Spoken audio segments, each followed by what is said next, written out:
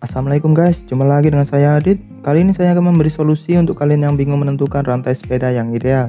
Rantai sepeda yang terlalu pendek akan menarik chainring atau sprocket lebih kencang dari yang seharusnya, dan itu berdampak berbahaya untuk pesepeda dan juga merusak komponen sepeda Anda. Dan rantai yang terlalu panjang akan membuat rantai yang longgar dan menggantung, sehingga rantai mudah untuk terlepas dari jalurnya. Dan juga biasanya rantai akan mengguncang dan menghantam frame sepeda, mengakibatkan lecet pada frame dan merusak rantai itu sendiri. Pertama yang perlu diperhatikan adalah jumlah sprocket. Semakin banyak jumlah speed, semakin tipis rantai pada sepeda, dan begitu juga sebaliknya. Jadi jangan menyambung rantai atau master link yang spesifikasi speednya beda.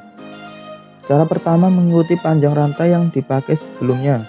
Jika kita tidak melakukan perubahan atau penggantian komponen drift train dan ukuran panjang rantai sebelumnya sudah bagus, maka kita cukup mengikuti saja panjang rantai yang ada sebelumnya.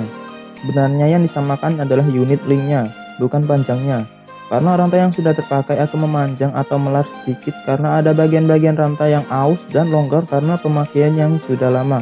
Jadi kita tinggal mengukur dan menyamakan jumlah link dengan ukuran rantai yang lama, lalu dipasangkan lagi pada drift train tersebut.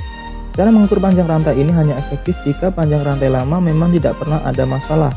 Tetapi jika Anda mengganti rantai karena mengubah komponen drift trainnya atau sedang merakit sepeda baru, Anda bisa menggunakan metode sprocket dan chainring terbesar.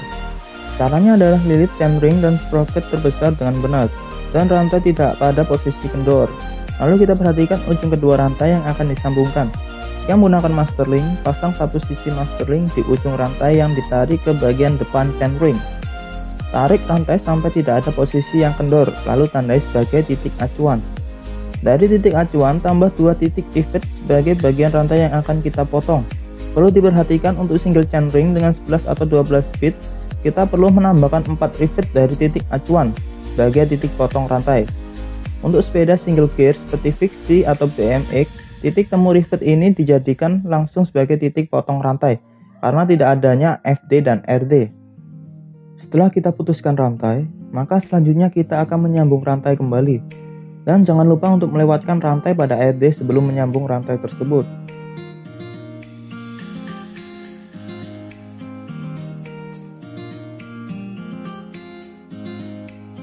Setelah rantai terpasang, kita perlu mengecek apakah panjang rantai sepeda sudah ideal. Jangan sampai terlalu panjang atau terlalu pendek. Caranya, lihat lilitan rantai pada RT pada saat shifting ke sprocket terbesar dan terkecil. Jika rantai terlalu panjang pada posisi chainring dan sprocket kecil, kemungkinan rantai yang menggulung di joy K bisa saling bergesekan.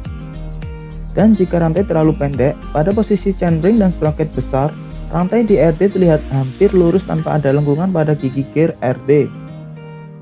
Kemudian coba sepedanya. Tidak ada cara yang lebih baik daripada mencobanya langsung. Lihat performa rantai sepeda dan shifting pada saat jalan datar, tanjakan, dan turunan.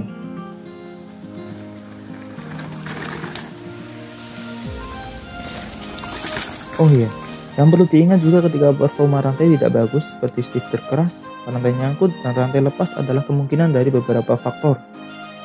Seperti rantai kurang pelumas, jenis RD yang tidak sesuai, gigi gear yang sudah aus, performa shifter, dan hal lain pada drift train.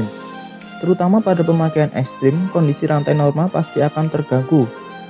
Menggunakan chainring narrow wide, chain tensioner, chain guide, dan aksesoris lain mungkin bisa mengurangi masalah pada kondisi ekstrim seperti ini. Tetapi setidaknya satu hal penting sudah kita bereskan dengan memakai ukuran rantai yang sesuai. Sekian video dari saya, mohon maaf kalau ada kekurangan atau salah bahasa.